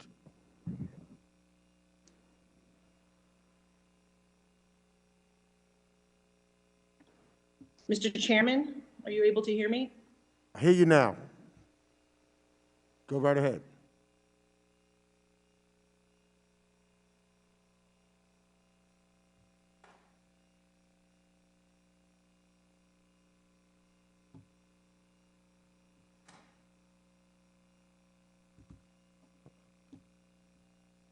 Ms. Melitakis? If Ms. Melitakis comes back, she has 1 minute and 10 seconds left. So we'll come back to her if she are able to, if we're able to get her her voice back. So as of right now, I will yield to the representative from New Jersey, Mr. Andy Kim, for 3 minutes. Secretary Blinken, thank you so much for coming here today. I wanted to jump right in. Earlier today, I was on the Armed Services Committee where I was talking to General Abrams, our commander in Korea, and I asked him a question about whether or not it's time to formally declare an end to the Korean War, and whether or not there was any military considerations on that angle. He said there was no immediate military concerns on his angle. So I just wanted to ask you that directly. After 70 years, is it time to formally end the Korean War? Well, first and foremost, we have to make sure that we are doing everything we can to advance the security of our allies and partners, starting with South Korea as well as Japan, working toward denuclearization of the Korean Peninsula, and of course making sure that our own security equities are taken into account. So when it comes to anything of that nature, that significant, that dramatic, of course the first thing we would need to do is to make an assessment of our own judgment about whether that could advance all of the things I just talked about, but of course to be engaged in very close consultations with our partners, starting with the Republic of Korea. When it comes to North Korea, the policy itself and our approach is something we're also reviewing to make sure we have the best possible tools to advance denuclearization, and in particular to look at the different pressure points we may have, as well as some of the diplomatic opportunities, so that we can hopefully make progress on something that has been a very challenging issue and vexing issue for many administrations. Well, look, I agree with you on that front, and I'm glad that you'll be moving forward with that kind of review. And I just ask that we, as we do that, that we see things for where they are right now, and that we don't always have this shadow hanging over us for decades to come that often skew some of the ways that we see things. Last question here, just you're going to go meet with the Chinese. I heard some of the comments you made earlier today to some of my colleagues about that. We're probably going to see tomorrow a devastating blow to the autonomy and democracy in Hong Kong. And I'll be honest with you, Secretary Blinken, I struggle to think about how Hong Kong's going to recover from this one. You know, this really feels like this is sort of the end of the pursuit for that type of one country, two systems. How are you thinking through it? How can we recover, and what can we do beyond just having words and coordinated statements? I hope that is something that we can do with nations around the world, but what else can we do? I very much share your concerns, and this is something that we're in very close consultation with a series of allies and partners. First and foremost, to speak with one clear voice across countries, and you've seen things that have emerged from the G7 and also the HRC. But beyond that, there's specific actions that we've taken, including visa denials, sanctions. I think one big question is going to be, what is the business environment in Hong Kong going forward, and how do our own companies operate? Gentleman's time has expired. If Representative Melitakis is with us, she is recognized for 1 minute and 10 seconds. Thank you, Mr. Chairman. Can you hear me now? We hear you. Okay, fantastic. I'm sorry about that, Mr. Secretary. I was going to say two things. I'll combine it into one question because I'm short on time. First of all, with regards to policy towards Cuba, as somebody who has family there and understands the suffering of the Cuban people, I hope that we will work to try to make sure we receive some concessions, some type of negotiation is done. There are many of us that were not happy with the previous, the Obama administration's lack of negotiation and trying to bring, whether it's democracy or human rights or ending the dual currency system of Cuba that has hurt its people. We hope that you will take an active approach in trying to work toward being the leader of the free world and trying to spread that to the Cuban people. And also, as you look to re-enter the United Nations Security Council, I just urge if you could please use the leverage to try to help people suffering under human rights conditions around the globe. The fact that Maduro was given a platform by the United Nations Human Rights Council to speak at its very first meeting was offensive. And I think that, and I would like to know what are some of your thoughts on how you can best leverage re-entry. The gentlelady's time has expired. Let me just say I appreciate both comments, and I'm sure we'll find a way to come back to you on them. I now recognize Representative Peter Meyer of Michigan for 3 minutes. Thank you, Mr. Chairman, and thank you, Secretary Blinken, for being with us here today. And I also want to offer my congratulations on your new role. You know, I appreciate a lot of the questions that my colleagues have asked before, and I'm going to touch on a few of them in greater depth. But first, I just wanted to address an issue that Ms. Tenney from New York raised around the Burmese refugee population in her district. Our district, Michigan's 3rd Congressional, has a large number of Burmese refugees in the city of Battle Creek. I know they're watching with grave concern and disappointment at what's happened so far with the ruling junta and the new coup that we're witnessing, in addition to the attacks on peaceful protesters. So I appreciate that this is something that you're keeping a very close eye on, and please let us know what we can do to support a peaceful transition and a pathway back towards some of the progress that was being made over the past decade. And in addition, I'm appreciative that you mentioned the Tigray conflict and the recent massacre, or I shouldn't say recent, the massacre that we just recently were made aware of in Axum. Again, I think it's incredibly worrying that similar to the 2015 Zaria massacre in Nigeria, these horrific acts of violence, these atrocities are suppressed, communication links are shut down, and we only learn of it later on. So anything we can do, and I impress upon you to continue to shed light on those and ensure that we don't have repeats of such catastrophes. But I wanted to touch upon something that Ms. Spanberger referenced as well, specifically around COVID vaccinations for State Department employees. Can you share what geographic reasons still require additional vaccines within the broad State Department global environment? Sure. And thank you. And this really is at the top of my priority list, the safety and security of our personnel across the board and COVID-19 in particular. And as I think I mentioned earlier, one of the frustrations shared by the previous administration, because I had conversations with my outgoing colleagues about this, is that we received far fewer vaccines at the department back in December than we originally were led to believe and anticipated, and we've been playing catch-up ever since. The good news is we've made dramatic progress in the last weeks. As I think I mentioned, we have allocated 80% of the vaccines we've received to the field. And we've done that on a studied basis, not arbitrarily.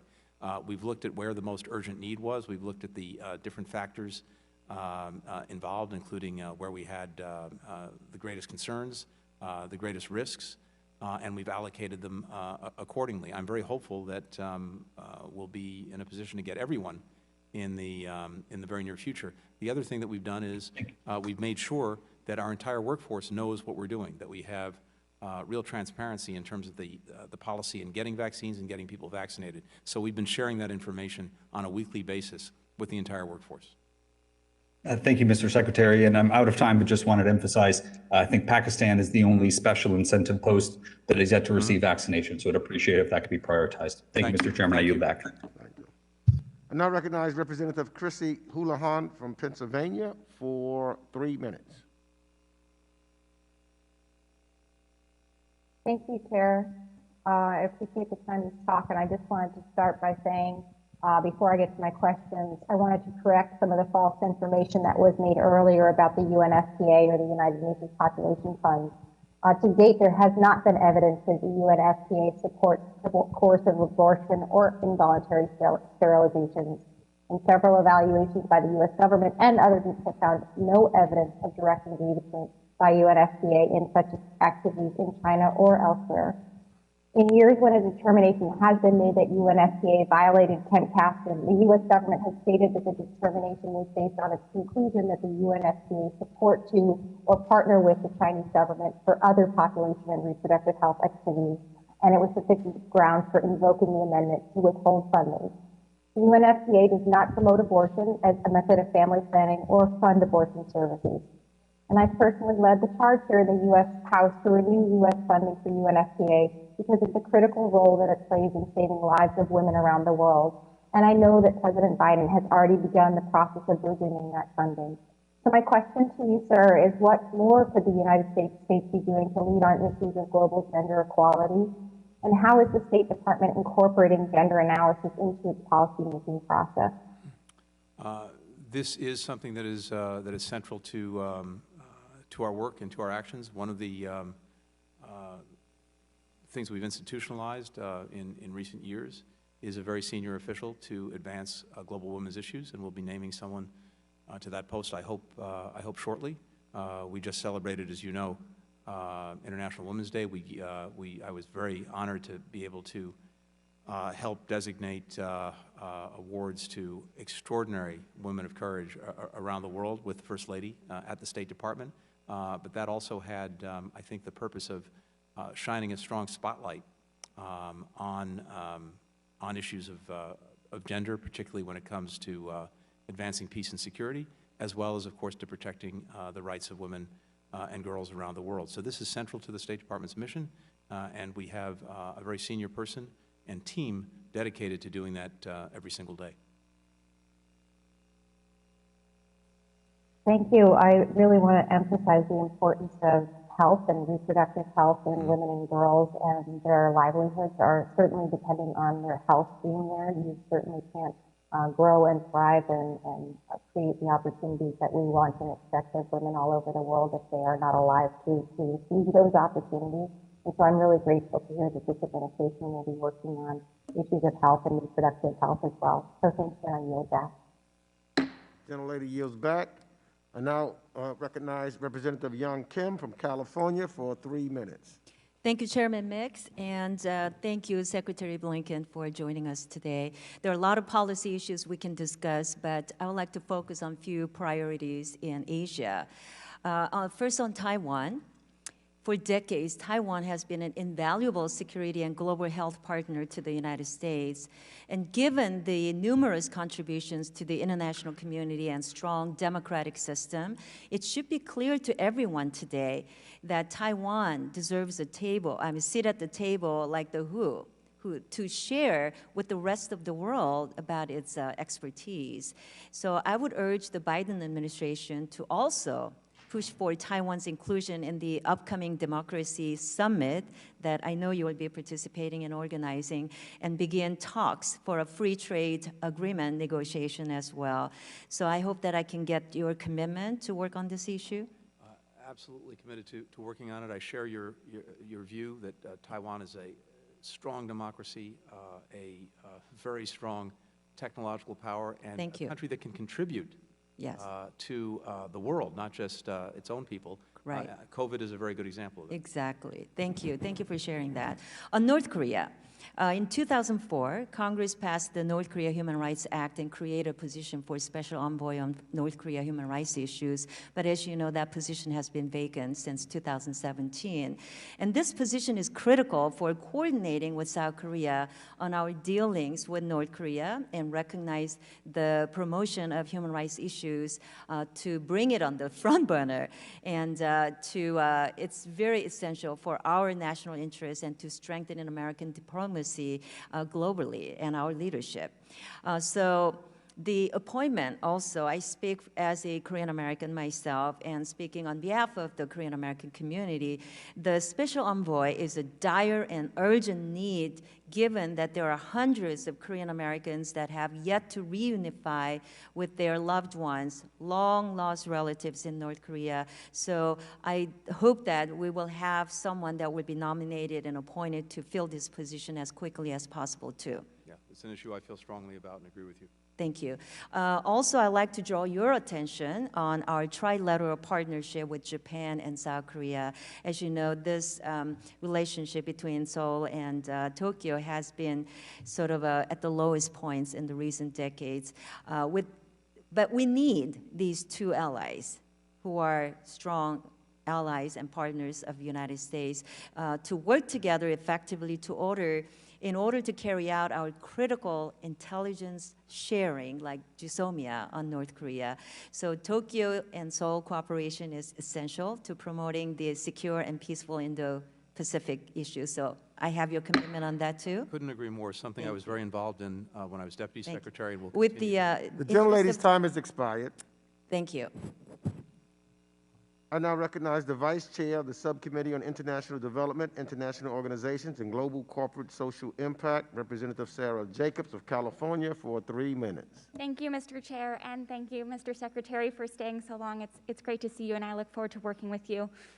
Before I ask you my question, I just want to assure some of my colleagues who have expressed consternation about the southern border that, representative of a border city, we feel very safe and secure and welcome our immigrant communities.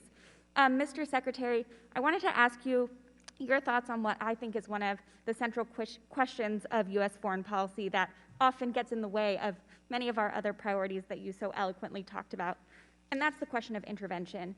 And I was wondering if you could talk a bit about your thinking on when the United States should intervene in humanitarian crises. I think over the past decades, we've seen both the costs of action and the costs of inaction.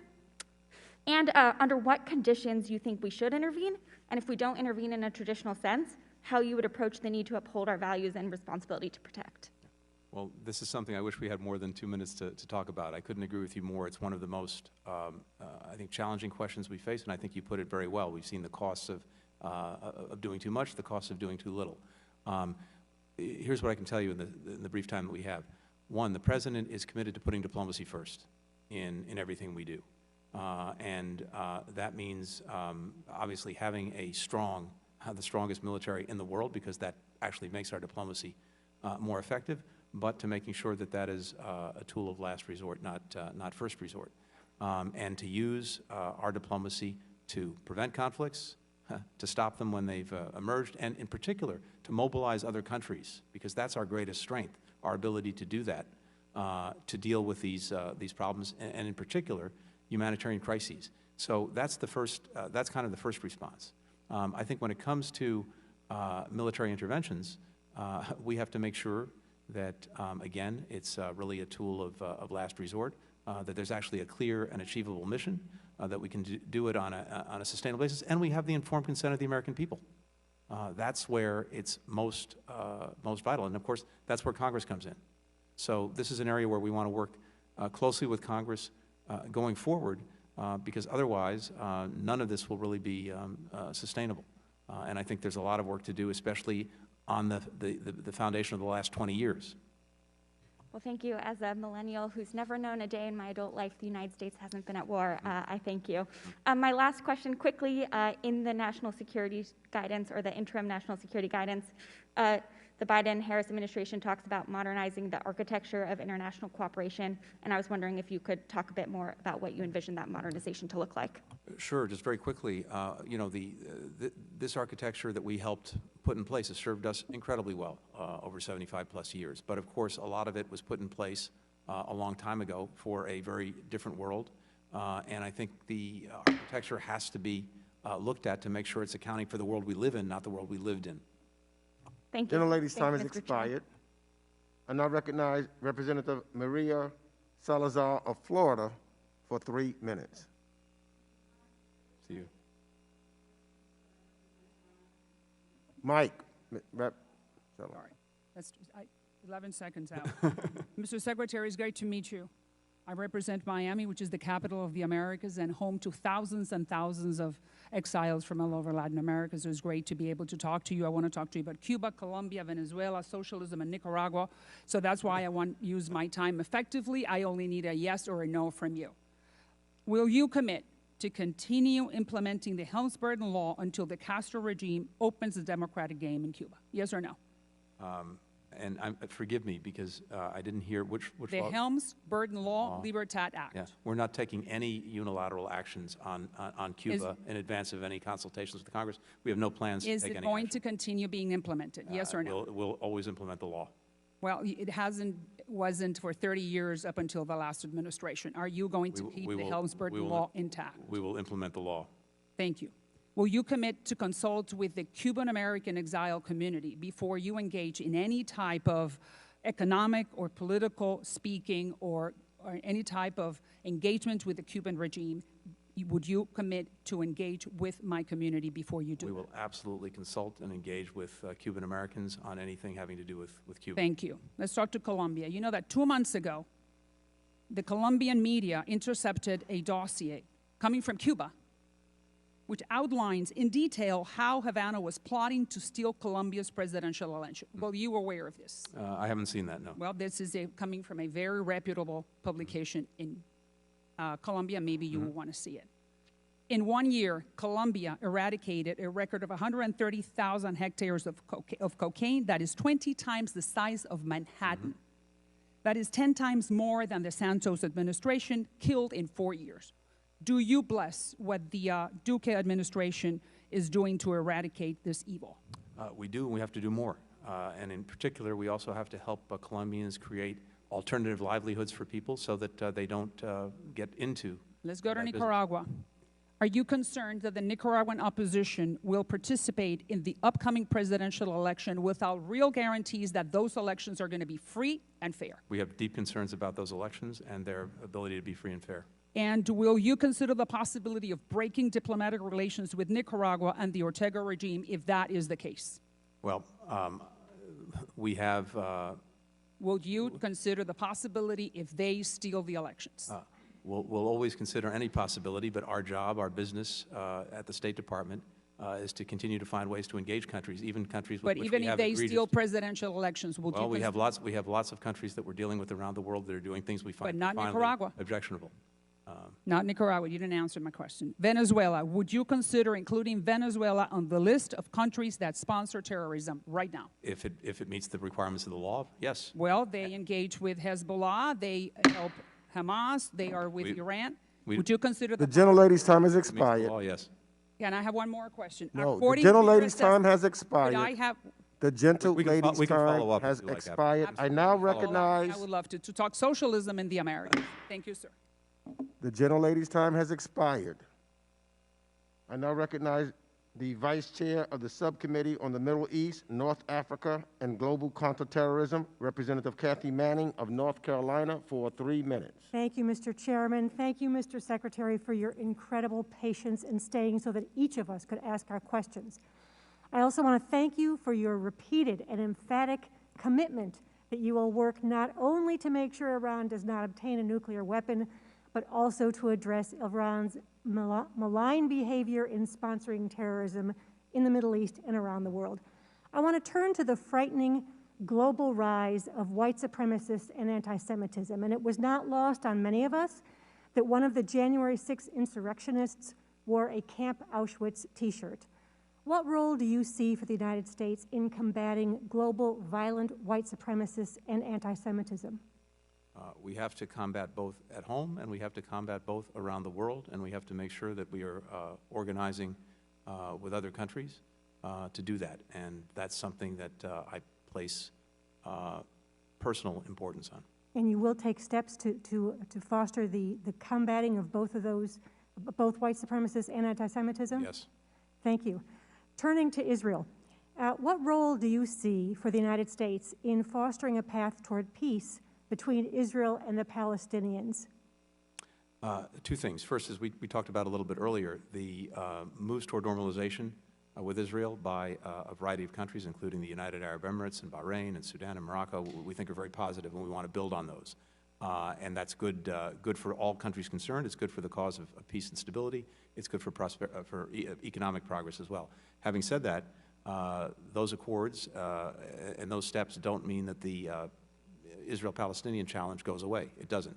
It's still there, and I think we have an obligation to continue to try to work on it and advance the prospects for a two-state solution, which is ultimately the only way that Israel will truly be secure as a Jewish and democratic state, and the Palestinians will have the state to which they're entitled. So do you believe that reports of the death of the two-state solution are premature? I do, because at the end of the day, there is not a good alternative, again, that protects Israel's future as a Jewish and democratic state and gives the Palestinians the state that they're entitled to. Thank you, Mr. Secretary, and I yield back. Gentlelady yields back. I now recognize the Representative Jim Costa of California for 3 minutes. Thank you, Mr. Chairman. Thank you, Mr. Secretary, for your time as well. And I also believe that as part of your overall efforts that restoring morale for the men and women who have served our nation in the State Department is going to be among your high priorities after the last 4 years. I want to ask a couple quick questions.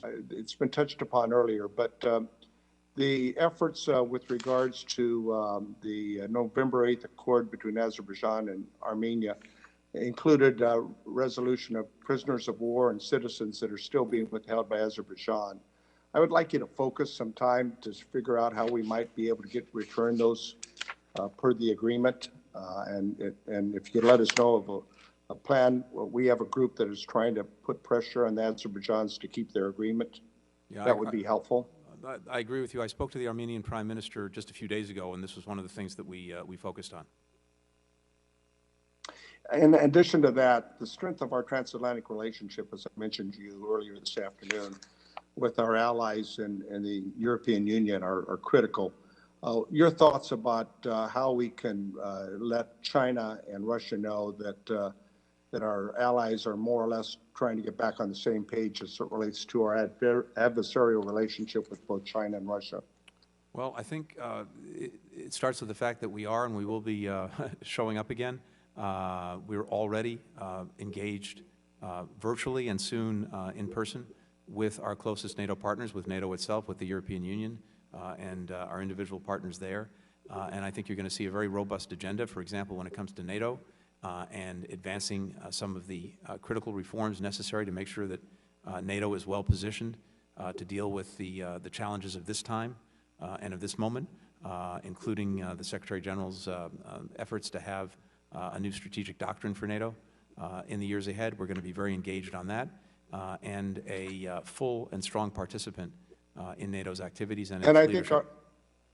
I'm sorry, go ahead. Yeah, I would agree, and I think your commitment to maintain our forces there in Germany is a part of that effort. This is tied to that. Our role in NATO obviously will help foster a space by restoring democracy to some of the countries in Eastern Europe that have drifted back toward Russia and become more authoritarian. Any ideas about how we deal with that? Well, one of the things that we're doing, as you know, is focusing very intently on democracy and on the community democracies. And part of that will involve having a summit for democracies probably toward the end of the year, and also making sure that all of the members of our alliance are committed or recommitted to democratic values, and we'll be engaged with all of them. Well, thank you. My time's expired. Look forward to working with you, Mr. Secretary. Thank you. Gentleman's time has expired. I now recognize the Vice Chair of the Subcommittee on the Western Hemisphere, Civilian Security, Migration, and International Economic Policy, Representative Juan Vargas of California, for 3 minutes. Thank you very much, Mr. Chair. I appreciate it. And Mr. Secretary, what an honor to have you here. I would like to talk to you about 3 things. The case of Father Stan Swamy, a Jesuit priest that was arrested on October 8th, 2020 by the Indian Counter-Terrorist Task Force and accused of being a Maoist. The issue of the U.S.-Mexico border, especially the asylum seekers, and Iran's nuclear problem. It is a problem, their program. The first issue is Father Swamy. Father Swamy was arrested in Bagacha, India, a Jesuit social action center on October 8th, 2020, by the Indian Counterterrorist Task Force for the National Investigation Agency for his alleged links with Maoists for instigating the violence at Bhima Koregaon near Pune in 2017. He's been in prison for more than 130 days on completely unfounded charges. It's absolutely ridiculous that he's a Maoist. He's a Jesuit. I'm a former Jesuit myself. I can tell you it's incompatible. And he's 83 years old and very sick. I did talk to the Indian ambassador who's looking into it, but I hope you look into that. It's an incredible injustice, and this poor man needs to... Please share the information with us if you haven't already, and we'll look into it. Thank you very much. The second issue, I live in San Diego. I live along the border. It's very safe. And I can tell you that a person who's an immigrant has the right to present themselves at the border and seek asylum. So when the children do that, please don't put them in cages. Please don't separate them from their families. That's not what we do as Americans. And secondly, I took a look at some of the statistics to see how many people actually show up. And this is according to the U.S. Department of Justice Executive Office for Immigration Review. 92% of individuals who filed asylum claims attended the court hearings between fiscal years 2013 and 2017. Asylum seekers released from detention to pursue their claims attended immigration court hearings nearly 98.5% of the time. When they have a fair shot at a hearing, they show up. When they know it's not fair, they don't show up. So give them a fair shot. And lastly, I want to say, and I know you've talked quite a bit about it, I was against the JCPOA, and especially because of those sunset clauses. I remember President Clinton, who I respect very much, said when he was talking about North Korea, this agreement represents the first step on the road to a nuclear-free Korean peninsula. It does not rely on trust, 1994. Of course, they got the weapons. A large country, if they want to get the bomb, it's hard as hell to stop them. And that's why I'm very, very concerned with the issue, again, of Iran and us getting back into a deal with those sunset clauses. And we had an opportunity to discuss them briefly before, and we're very focused on that. But what we do know is that on its own terms, the agreement when we were in it was working. It was cutting off Iran's pathway to producing fissile material for a bomb, and it had the most intrusive verification and monitoring system of any arms control agreement that we'd reached. And if we were to get back into it, it would have those same features. Gentleman's time has expired. And last but not least, I recognize Representative Brad Schneider of Illinois for 3 minutes. Thank you, Mr. Chairman, and Mr. Secretary. First, congratulations, and second, thank you for your patience with us today. We've had a wide-ranging discussion today reflecting on the extraordinary breadth of the global challenges, but also the global opportunities that face you in your role and our nation. And I am grateful that you are in your position. I want to talk 3 things very briefly: Iran, the Abraham Accords and prospects for more normalization with countries in Israel, and climate change. With respect to Iran, I'm grateful for your position. I appreciate your position, your commitment to ensuring that Iran never is able to achieve a nuclear weapon. The United States government is not re-entering the JCPOA without first Iran getting into compliance and tough-minded diplomacy. But following up on what my colleagues have talked about already, can you touch on, with Iran not coming to the table for discussions, what are the steps to make sure Iran can't have a nuclear weapon? Thank you. Right now, of course, the challenge is that Iran has moved out of compliance with a number of key features of the JCPOA, including enriching uranium to 20%, including using more advanced centrifuges, the IR2s, including increasing its stockpile of fissile material, all of which has cut the so-called breakout time down from past a year under the agreement to a matter of months, at least according to public reports. So we have real concerns about that. Iran is seeping out of the nuclear box that the agreement put it into, which is why I think we have an interest in getting Iran back into that box. But as I said, right now, the ball is in their court. Meanwhile, of course, we have sanctions that remain on the books and that are being implemented. And we are at least on the same page with our allies and partners by recommitting to diplomacy in ways that we haven't been in recent years, and that will make us more effective in applying pressure on Iran. Right, and diplomacy is the only way to peacefully get Iran to give up their nuclear weapons. So I appreciate the commitment. But can I have your commitment that in addition to the deficiencies in the JCPOA, the work to ensure Iran never gets a nuclear weapon, we're also going to work to address their ballistic missile program, their support for terrorism, their human rights, and then we'll work together on that. Thank you. One of the best ways to push back on Iran is to continue the progress of the Abraham Accords, the normalization of relations of Arab states with the state of Israel, working to achieve security for Israel and the region is critical. Do you see potential for additional progress made on normalization and agreements within the region? I do. We want to build on the foundation that's been set, and that's something we're going to work on, and we hope that more countries will pursue the path of normalization with Israel. Great. I have just a few seconds. We need more than seconds. We need years and decades to make sure we address climate change, but can I ask for your commitment? I know we have it, to address climate change and work together. Gentleman's time has expired. Mr. Secretary, let me thank you for all of your time today, for your willingness to stay, to let every member of this committee ask you a question. You're the first confirmed cabinet secretary to have come before the Congress, and we are so appreciative of the respect that shows for Congress as a co-equal branch of government. And I'm sure that you can see today that there's great interest from all of the members on both sides of the aisle to engage with you directly.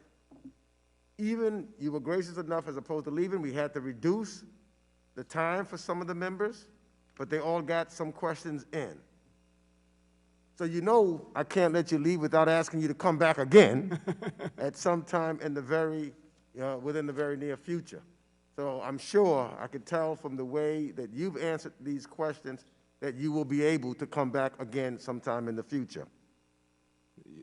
Mr. Chairman, it's an honor and pleasure to be with you and to be with this committee and all its members. As they like to say, this is hello, not goodbye. Well, we thank you for your insight. It's invaluable, and your expertise, which is clear. And I'll just say, you've also made it absolutely clear that America is back at the table, and so is American diplomacy, because you are the ultimate diplomat. And as the premier instrument of our foreign policy, diplomacy is how the United States will once again demonstrate leadership on the world stage, champion our values, and forge the coalitions necessary to address our shared global threats. One of this committee's most crucial responsibilities is ensuring that our diplomatic workforce, both civil and foreign service, have what they need to carry out the significant work that you do. To that end, I look forward to working with you and the administration to make sure that the State Department is organized and equipped for today's challenges, and that there is diversity in the ranks across all levels of the department, as you have assured us will happen. To all of my colleagues, if you can still hear me, if you haven't gone to vote yet, I want to thank you for joining this important conversation. And with that, this hearing is now adjourned.